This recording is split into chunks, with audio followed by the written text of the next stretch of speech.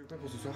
Tiens, donne-moi la Kalachnikov. Là. Mettons tout de suite les choses au point. Deux types, dans un entrepôt caché en plein Paris avec des armes à feu, ne préparent pas forcément un casse ou un attentat terroriste. Si Frédéric teste ses armes, c'est parce qu'il veut être sûr qu'elles sont en bon état de marche. Là, il arme le chargeur de son Uzi. Attention, bouchez-vous les oreilles, ça va faire du bruit. Ok, ça c'est bon. Voilà, donc je suis ni un flic ni un truand, je suis armurier pour le cinéma. Et là, je prépare le matériel pour le tournage de ce soir. Donc voilà mon stock, où on entrepose donc toutes les armes pour les tournages de films. Voici, ça c'est les mitrailleuses avec les flashballs. Là, on attaque les lance-roquettes. Ça, c'est le département des fusils à pompe. Là, c'est toutes les armes de guerre de différentes nationalités.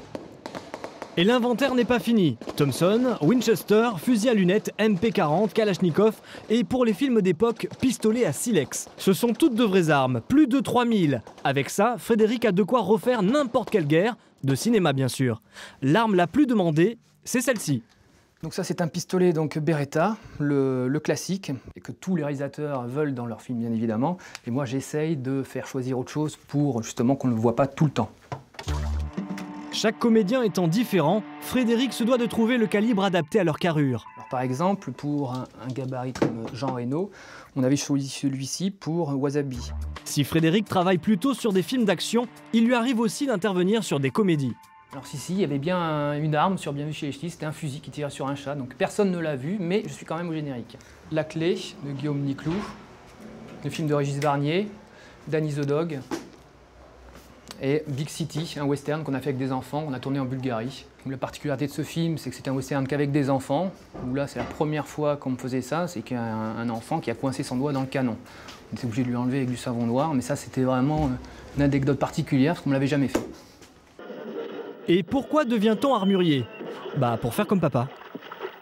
C'est le film La Grande Vadrouille, sur lequel a travaillé mon père à l'époque, en 1966, le film de Gérard Houry. Et donc il était sur le tournage pour s'occuper des fusils. Chaque jour, des armes de toutes sortes rentrent et sortent de l'entrepôt de Frédéric.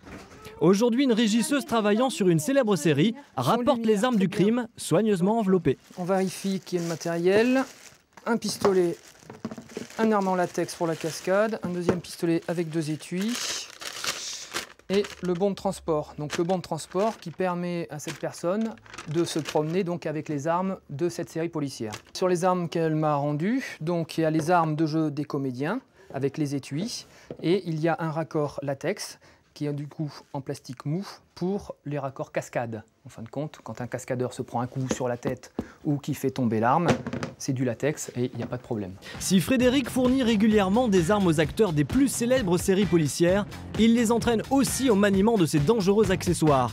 Aujourd'hui, il accompagne Ludovic, qui doit interpréter un policier pour une série. Je tire mon arme, c'est comme ça? Tout à fait. Mais je suis droitier, donc c'est pas grave? Non, bah non, pas du tout. Au contraire, on charge l'arme avec la main donc gauche. Et je peux pas faire ça plutôt? Ah non, là tu serais gaucher. C'est que tu la tiennes bien ici, tu la recules, surtout que c'est que tu la lâches. Je fais ça, ça peut être super dangereux. Une des premières choses à faire, donc tu as vérifié que l'arme était vide. Déjà j'ai vérifié. Mais c'est toujours contre-vérifier et ne jamais viser quelqu'un. Voilà. C'est un des Mais ça, principes. c'est dangereux, même l'arme est avec vide. une arme à blanc, on est d'accord?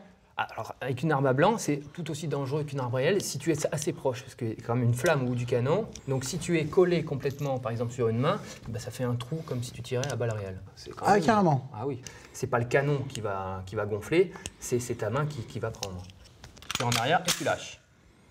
Voilà, après, tu peux te mettre en position de tir.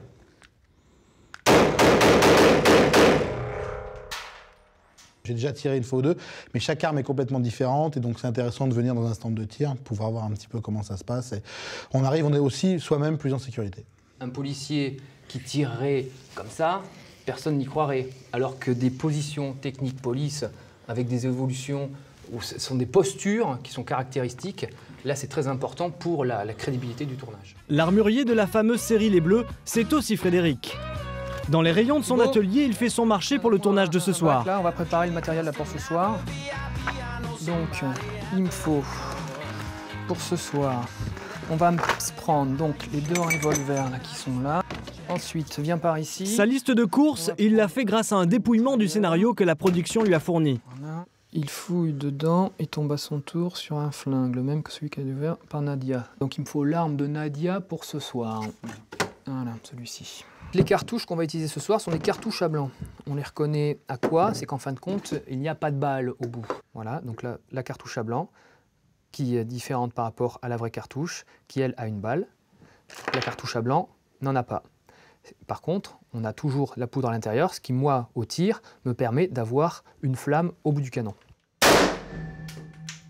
Donc là, on a pu voir la flamme au bout du canon et la douille qui s'éjectait sur la droite.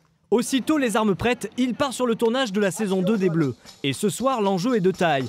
Ils ne sont que 2 pour charger plus de 950 cartouches. La scène se déroule dans un entrepôt en banlieue parisienne. Des malfrats se sont donné rendez-vous, mais la police les attend. Attention, ça va défourailler.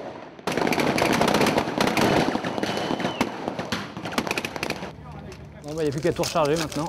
Entre chaque prise, Frédéric doit recharger la vingtaine d'armes que se partagent les comédiens. Je te refais la même ou pas là? Je recharge en attendant? Pas question que Frédéric fasse attendre le reste de l'équipe. La pression monte, il n'a pas le droit à l'erreur. Son organisation doit être infaillible. Ok les gars, là on recharge, là ça sera fait. On est 2 pour gérer une vingtaine d'armes, mais c'est l'accessoiriste qui me prête la main pour recharger, parce que là on nous attend. Donc on refait la même. Ouais. Je t'en ai remis 6 pour toi et 10 pour toi. Ok. Donc pareil, t'as plus qu'à appuyer. Je t'en ai mis 4. 4, il y a la sécu. Faut que tu pompes la première. Non, je t'ai enlevé la sécu, t'as plus qu'à pomper. D'accord, je pompe pour pouvoir enclencher Voilà, la balle. clac, floc, boum. Clac, D'accord. floc, boum. Je vais en prendre 30. Là c'est soutenu là, ouais. Ça va vite. Mais c'est rigolo quand même. Ce soir, mission accomplie pour Frédéric et son assistant. La fusillade de la série est un succès.